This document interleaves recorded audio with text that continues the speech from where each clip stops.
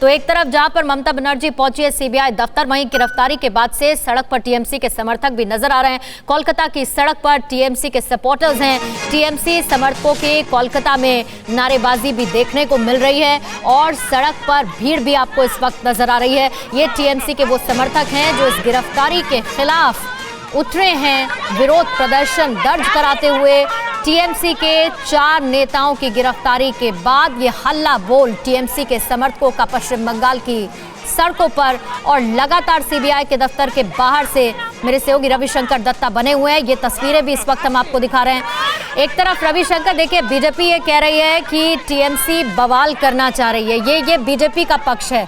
अब ये जो सड़कों पर नजर आ रहा है ये क्या है, जो सीबीआई दफ्तर में नजर आ रहा है वो क्या है?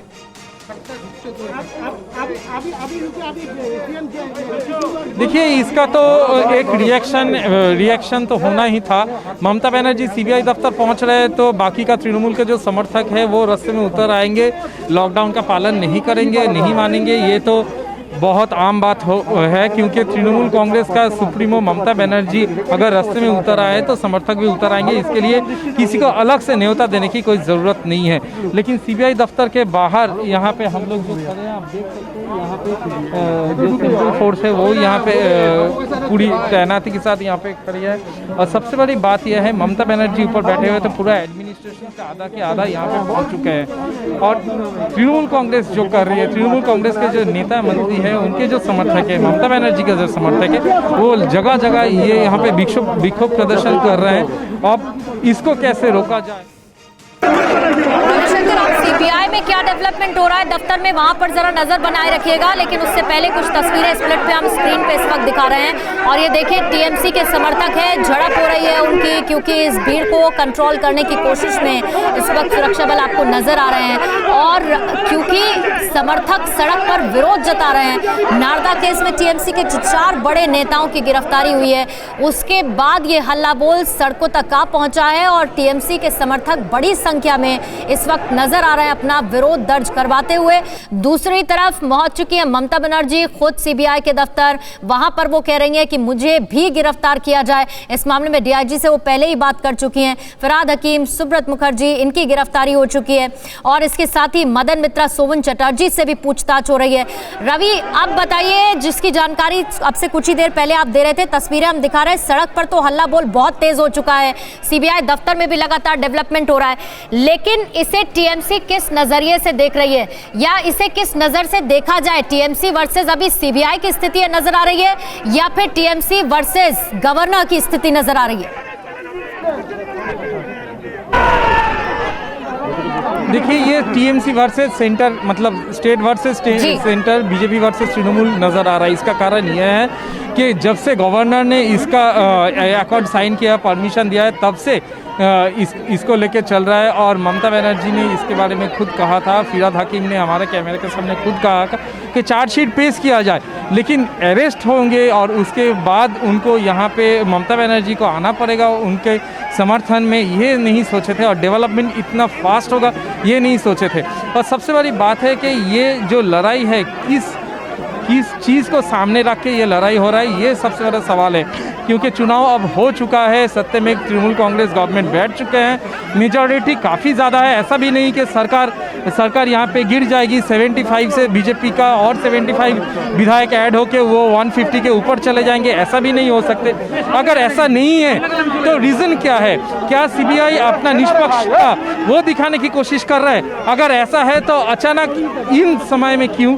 और अगर निष्पक्ष है, अगर बीजेपी निष्पक्ष है तो शुभेंदु अधिकारी, मुकुल रॉय कहाँ है?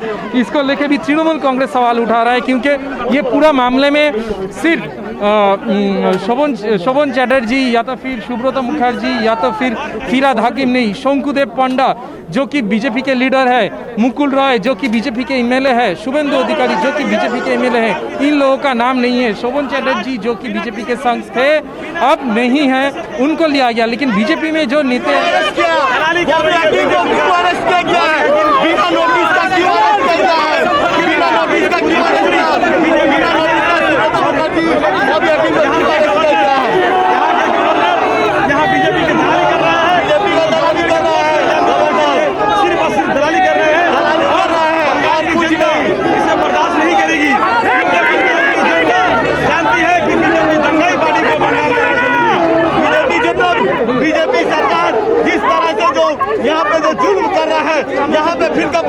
ताकत को फैला रहा है उसका कभी बंगाल कभी उसको सपोर्ट नहीं करेगी।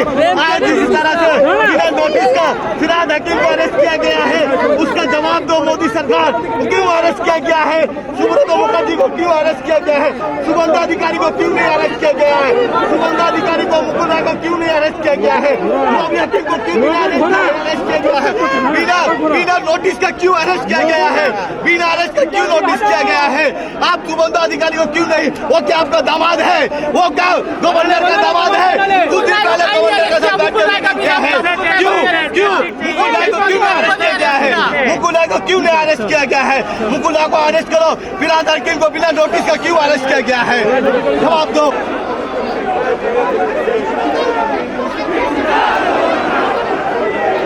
ये तस्वीरें इस वक्त आप देख रहे हैं सीबीआई दफ्तर के बाहर हंगामे की तस्वीरें, जहां शुभेंदु अधिकारी की गिरफ्तारी न होने पर सवाल उठा रहे हैं समर्थक। कह रहे हैं कि बिना नोटिस के आखिर कैसे टीएमसी के 4 बड़े नेताओं की गिरफ्तारी हुई, और यह हंगामा निश्चित तौर पर इस वक्त बढ़ता जा रहा है। बड़ी संख्या में टीएमसी के समर्थक सीबीआई के दफ्तर के बाहर इस वक्त मौजूद हैं, और दूसरी तरफ ममता बनर्जी सीबीआई दफ्तर के भीतर मौजूद हैं, और लगातार इसमें डेवलपमेंट हो रहे हैं। टीएमसी के 4 बड़े नेताओं की गिरफ्तारी के बाद ये घटनाक्रम कुछ इस तेजी के साथ फैलता हुआ नजर आ रहा है। रविशंकर दत्ता लगातार हमें अपडेट दे रहे हैं। रवि, देखिए, जो सवाल आप कह रहे थे कि उठेगा, टीएमसी जिसे मुद्दा बनाएगी, समर्थक सीबीआई दफ्तर के बाहर इस वक्त वही सवाल उठा रहे हैं कि ये सिलेक्टिव अरेस्ट आखिर क्यों?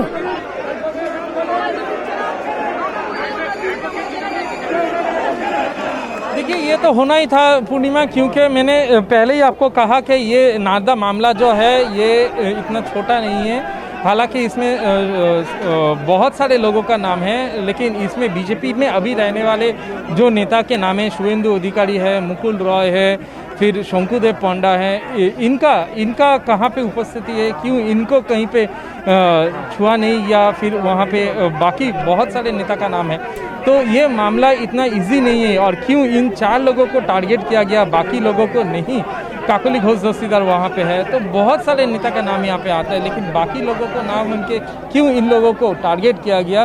तृणमूल समर्थक वो सवाल उठा रहा है, वो कह रहा है कि ये राजनीतिक प्रतिहिंसा है, ये टारगेटेड है, क्योंकि ये जो तृणमूल कांग्रेस का ये कहना है, जो यहाँ पे अभी तक हुआ है, ये नतीजा वही है कि बीजेपी को यहाँ पे पश्चिम बंगाल में शिकस्त मिली है, और इसीलिए उसका प्रतिहिंसा का प्रतिफलन यहाँ पे देखने को मिल रहा है। पूर्णिमा, लेकिन रवि, ये भी समझाइए कि क्या जो ये जो एक्शन अभी देखने को मिल रहा है, ये बहुत अर्ली रिएक्शन नहीं है टीएमसी की तरफ से? तुरंत ममता बनर्जी का पहुंच जाना, समर्थकों की भारी भीड़ सीबीआई दफ्तर के बाहर मौजूद होना, क्या ये बहुत अर्ली रिएक्शन नहीं है टीएमसी का?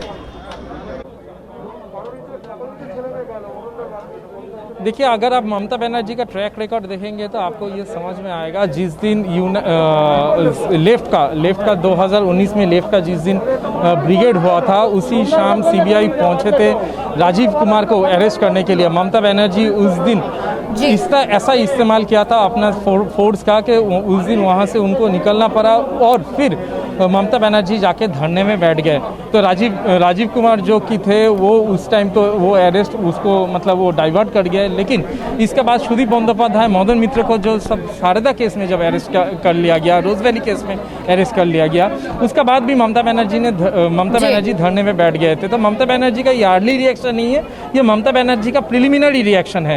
लेकिन ये जो रिएक्शन तृणमूल कांग्रेस की तरफ से आ रहा है, उसके समर्थक की तरफ से आ रहा है, ये लगातार बढ़ेगा, ये मैं कह सकता हूँ, क्योंकि ये यहाँ पे रुकने वाली नहीं है। परवाह देश की, सोमवार से शुक्रवार रात 10 बजे TV9 भारतवर्ष पर।